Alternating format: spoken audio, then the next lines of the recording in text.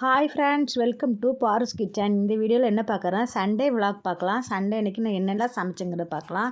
Sunday காலையில் எல்லாருக்கும் லீவுங்கிறனால காலையில் பூரி செஞ்சேன். பூரி செஞ்சிடலான்ட்டு, லீவுனா கொஞ்சம் ஃப்ரீயாக உட்காந்து சாப்பிட்ட மாதிரி இருக்குமே அப்படிங்கிறக்காக பூரி செஞ்சது. பூரி செஞ்சு உருளைக்கிழங்கு வச்சுருந்தேன். காலையில் சாப்பாடு பூரி உருளைக்கிழங்கு. மத்தியானத்துக்கு நான் சிக்கன் வாங்கிட்டு வந்திருந்தாங்க. சிக்கன் சமைக்கலான்ட்டு ரெடி பண்ணேன்.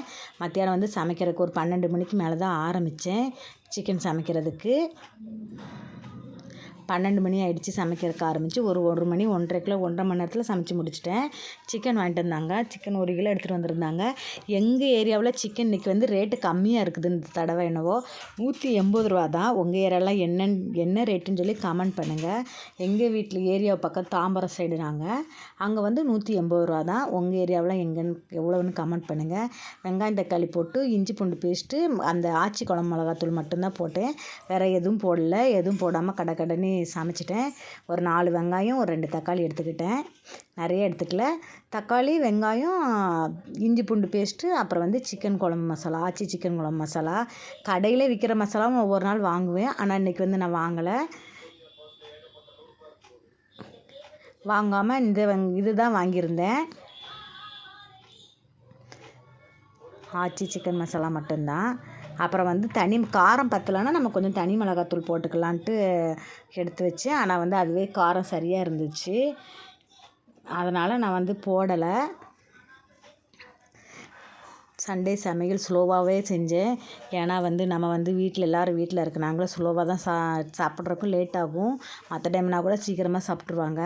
அதனாலே ஸ்லோவாக சமைச்சிக்கலான்னு 12 மணிக்கு மேலே பொறுமையாக சமைக்க ஆரம்பித்தேன். காலையில் சாப்பிட்டனால கொஞ்சம் பசி ஆகிடுச்சி. அதனால் ஒரு டீ வச்சு குடிச்சிக்கலாம் இடையில அப்படின்னு தோணுச்சு. அதனால் சமைக்கிறதுக்கு நடுவில் நான் ஒரு டம்ளர் டீ வச்சு குடிச்சிக்கிட்டேன். காலையில் ஒரு 9 மணிக்கெலாம் சாப்பிட்டதுனால பசி ஆகிடுச்சி. நான் சமைக்கும் போது 12 மணிக்கு மேலே ஆகிடுச்சா, ஒரு 12:30க்கா ஒரு டம்ளர் டீ போட்டு குடித்தேன். தக்காளி கட் பண்ணியாச்சு. அடுத்து வெங்காயம் கட் பண்ணியாச்சு. அவ்வளோதான், வெங்காயம் தக்காளி ரெடி. இனி சிக்கன் எடுத்து கழுவி குழம்பு வச்சிட வேண்டியதான். சிக்கன் எடுத்துட்டேன். சிக்கன் நல்லா ஃப்ரெஷ்ஷாக நல்லா தான் இருந்தது.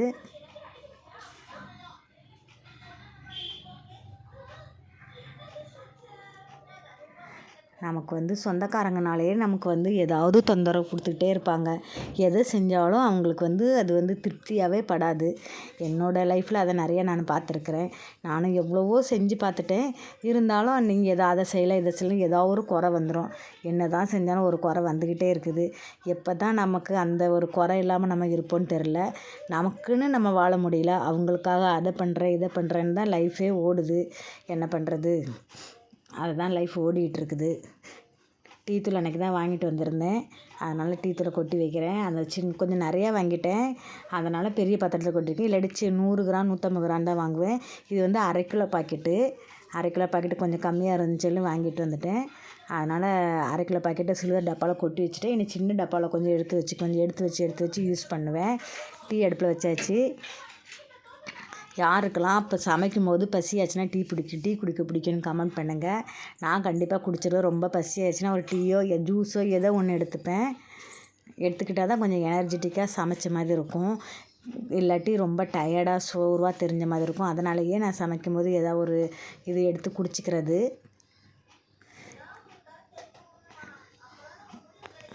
நிறைய பேர் வாழ்க்கையில் நிறைய கஷ்டங்கள் இருக்கும். இருந்தாலும் நமக்குன்னு ஏதாவது ஒரு தொந்தரவு வரும்போது நமக்கு ரொம்ப டார்ச்சராக இருக்கும். ஏன்டா இப்படியெல்லாம் பேசுகிறாங்களே அப்படின்னு. நம்ம நல்லது தானே பண்ணணும்.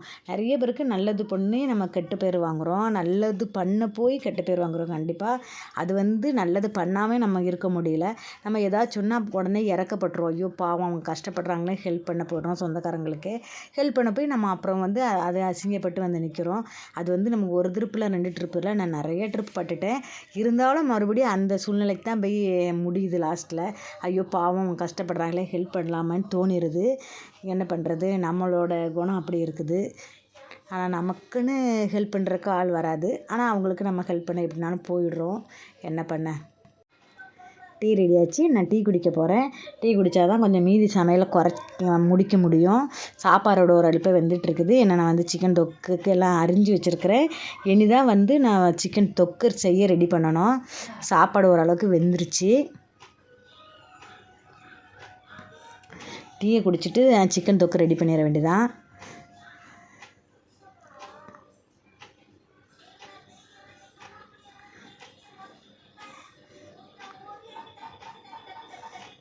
சாப்பாடு கொதிக்க மட்டும் அந்த சைடு கொஞ்சம் பெரிய ஸ்பீடாக வச்சுருப்பேன்.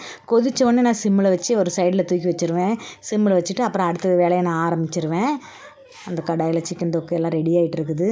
வெங்காயம் தக்காளி வதங்கியாச்சு. சிக்கனும் போட்டுட்டேன். இன்னும் மிளகாத்தூள் தான் போடணும். சிக்கன் பாதி வெந்துருச்சு. மிளகாத்தூள் போட்டு எல்லாம் ரெடி ஆயிடுச்சு. சோறு ரெடி ஆயிடுச்சு. சிக்கன் தொக்கு ரெடி ஆயிடுச்சு. சிக்கன் கிரேவி, சாப்பாடு, ரசம். அவ்வளோதான் ஃப்ரெண்ட்ஸ். இதோட இன்றைக்கி இந்த வீடியோ முடிச்சுக்கிறேன். இன்னொரு வீடியோவில் சந்திப்போம். பாய்.